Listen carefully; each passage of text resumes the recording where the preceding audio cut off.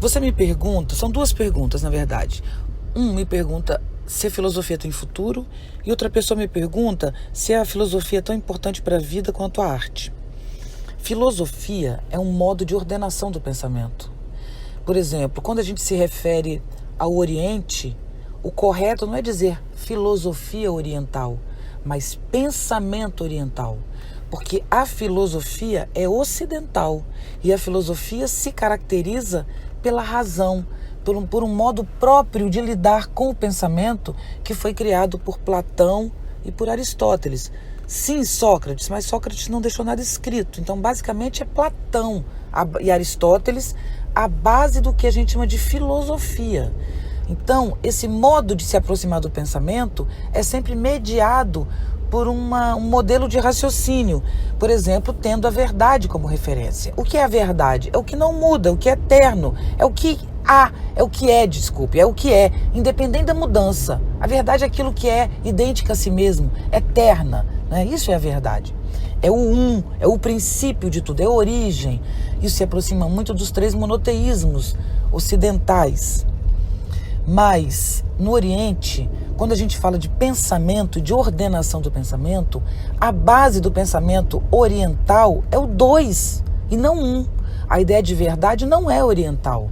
O princípio das coisas no Oriente, que tem como fundamento Yang, Yin, é o 2. Então, para ter um princípio no Oriente, você já tem forças em luta. É o princípio, é o início de tudo. O 1 já é 2. No Ocidente, a busca exatamente da filosofia em tirar o 2, em tirar a contradição e atingir a identidade, o 1. Isto, se filosofia permanecer fiel à sua origem, ela não tem futuro. Não tem futuro porque o pensamento em rede, a sociedade contemporânea, quero dizer bem objetivamente, o modo como a tecnologia se organiza para produzir o que produz é múltiplo. Isso aqui é rede. Rede não é internet. Rede é um modo de ordenar o pensamento e o mundo a partir da multiplicidade ou do campo de forças como princípio e não da identidade. Então isso é desestruturante. A filosofia clássica, ela não existe mais. No entanto, desde que a filosofia nasceu, como verdade, como identidade, como não contradição, como não afeto, como racionalidade, enquanto a filosofia foi durante a história se produzindo nessa direção, teve sempre alguém que discordava e também se chamava filósofo, né? Então você tem no pensamento pré-socrático, de um lado o Parmênides, que defende a ideia da verdade como e tem o Heráclito, que diz, tudo muda, a vida é fluxo. Assim como tem Heráclito, você tem Hume, por exemplo, indo lá na frente, que discordava do pensamento cartesiano. Então, enquanto Descartes dividiu o mundo em duas coordenadas, que são as coordenadas cartesianas, que fazem a base de um gráfico, né? É o choque desses dois, na verdade, produzindo que é o pensamento cartesiano também de controle da natureza, a partir da ciência e principalmente a partir da ideia de verdade que se organiza e se instrumentaliza na modernidade. O que Platão criou é na modernidade, na ciência, que esse pensamento da verdade se instrumentaliza. Bom, enquanto tudo isso acontecia, tinha um Hume na mesma época dizendo, na mesma época que o Descartes, o Hume dizia, não há princípio de causalidade, né? A razão é menor do que a experiência, enfim. A gente teve a vida inteira. E o Nietzsche, por isso eu uso Nietzsche, ele é o cara que desconstrói tudo isso. Ele diz, esse modelo de razão vai cair, essa racionalidade vai cair. Então, nesse sentido, filosofia não está... a filosofia não é fiel ao seu princípio platônico. A filosofia hoje tomou outro rumo, porque a tecnologia tomou outro rumo, o pensamento tomou outro rumo. Então a gente pode dizer que a sociedade contemporânea, ela tem um raciocínio complexo, mais próximo do mundo orgânico, da natureza orgânica, e mais próximo do que o Nietzsche considera como um pensamento próximo da vida, que é o pensamento em rede, onde você desenvolve a partir de muitas direções, mas produzindo coerência de qualquer modo.